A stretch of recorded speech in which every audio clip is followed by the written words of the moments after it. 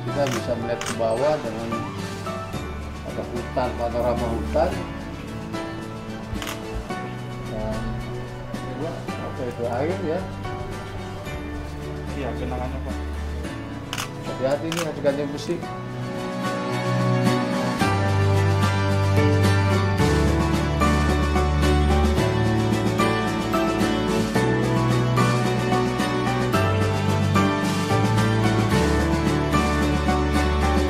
Siang ini saya ada di Bendungan Sidanghela.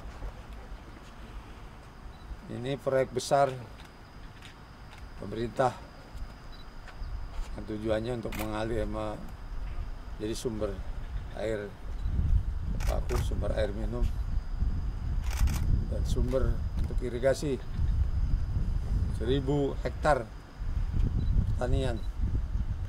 Debit airnya cukup tinggi dan bisa mengaliri di daerah Serang kota maupun kabupaten. Sama itu juga kita ingin mengatasi kekurangan air bersih dan air minum. Dan dari sini kita berharap bahwa kota Cilegon, kota Serang dan Kabupaten Serang bisa terpenuhi. Ini di atas tanah 100 hektar lebih di tanah pemerintah daerah provinsi dan juga dibangun oleh pemerintah pusat Pak Jokowi dengan nilai saya nggak hafal itu berapa. Jadi ini bendungan yang sangat representatif, bersumber ada 2 kali besar di sini dan juga mengaliri ada 2 kali yang bisa kita penuhi debit airnya kalau musim panas. Jadi ini bisa menjawab tantangan kita pada musim panas. Kita berharap bahwa bendungan ini memberikan manfaat bagi rakyat Banten, khususnya warga Serang baik kabupaten maupun kota, dan termasuk adalah untuk masyarakat industri yang ada di Cilegon, Kabupaten Serang dan lain sebagainya. Ini kita oke punya Bapak sahabat semua warga Banten. Ini salah satu usaha dari pemerintah yang insya Allah nanti tahun depan Waduk Karian juga dengan debit air yang cukup besar sebagai sumber air minum buat Jakarta, bandara, dan warga Tangerang Raya juga sedang dikebut pelaksanaannya dan tahun depan sudah bisa operasional. Jadi dengan 2 bendungan besar ini kita berharap mampu menjawab sebagian persoalan Banten hari ini dan ke depan. Terima kasih.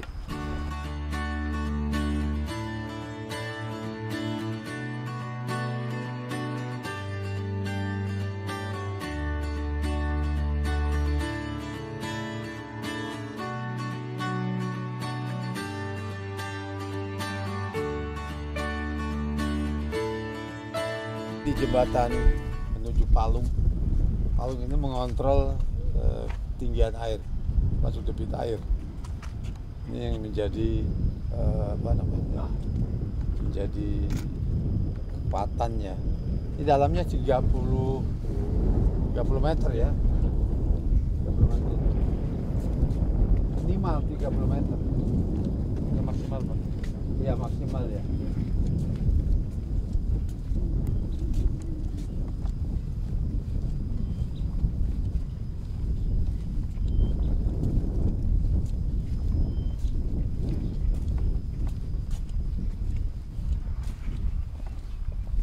Jembatannya kokoh.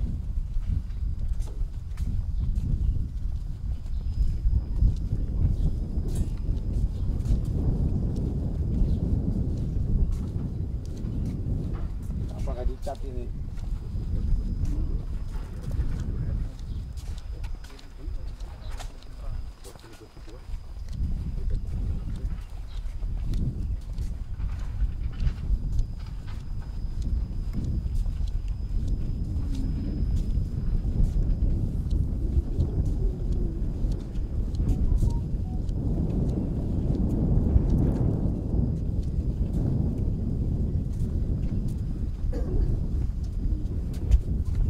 Hamparan luas 100 hektar lebih yang berisikan air. Ketinggian airnya ini kedalamannya 30 meter. eksotik, ada keindahannya, tapi juga fungsional. Dan program pemerintah provinsi sekarang memang akan merevitalisasi, menormalisasi hampir ada 62 danau-danau yang ada di Provinsi Banten. Dan kita berusaha agar danau-danau atau bendungan itu tidak jatuh ke tangan pihak ketiga, dikelola pihak ketiga dengan keuntungan mereka. Ke depan ini memang lagi saya sedang sertifikatkan, sebagian kita sertifikatkan bahwa danau itu harus berfungsi untuk konservasi, termasuk juga untuk kebutuhan air minum masyarakat.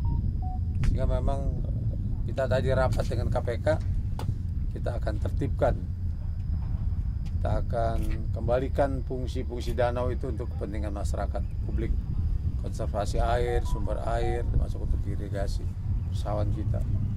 Jadi sekarang sudah kita inventarisasi, sebagian sudah kita sertifikatkan dan akan kita fungsikan sebagai milik negara. Ya, bahkan yang atas nama departemen pun PU ya, akan dikelola oleh Provinsi Banten.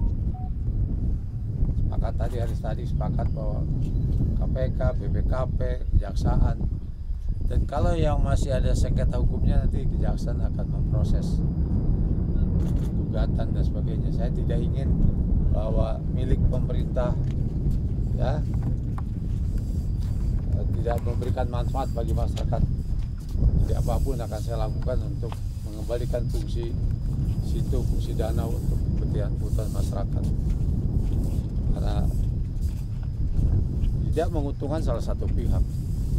Bangunan konsepnya saya adalah semuanya harus berujung kepada kesejahteraan masyarakat, memberikan manfaat bagi masyarakat, sehingga milik-milik negara, milik pemerintah provinsi akan saya tertibkan, kembalikan posisi. Ini bukan sekedar maklumat, tapi sudah kita lakukan dan akan terus kita lakukan upaya membangun masyarakat Banten dengan mengelola atau menertibkan aset-aset pribadi. Banten cukup kaya, ada gunung, ada bukit, pesawat yang luas, tanah negara yang juga luas, berbagai danau situ, masuk dalamnya air terjun. Ini luar biasa kita punya yang indah, bukitnya juga yang bisa kita explore itu untuk kepentingan masyarakat. Lautnya hampir 600 km panjang ya, panjang seperti dari Jakarta, dua bandara sampai ke Sukabumi, lingkar. Ini juga khasanah kekayaan Banten yang saya kira akan kita kembangkan, peternakan udang dan sebagainya. Sementara hutan-hutan yang ada 3.000 hektar ini kita lagi kelola untuk pertanian, juga termasuk tanaman-tanaman keras untuk mengatasi kebutuhan ekonomi masyarakat. Dan pemulihan kita anggarkan cukup besar, pemulihan ekonomi, pertanian, peternakan, dan termasuk di dalamnya akan kita kembangkan juga samping pertanian, peternakan juga perikanan. Kebutuhan perikanan masyarakat juga cukup besar. Saya ingin banyak swasembada pangan dan cukup pangan untuk menghidupi rakyat. Oke, mudah-mudahan Banten tetap maju. Terima kasih.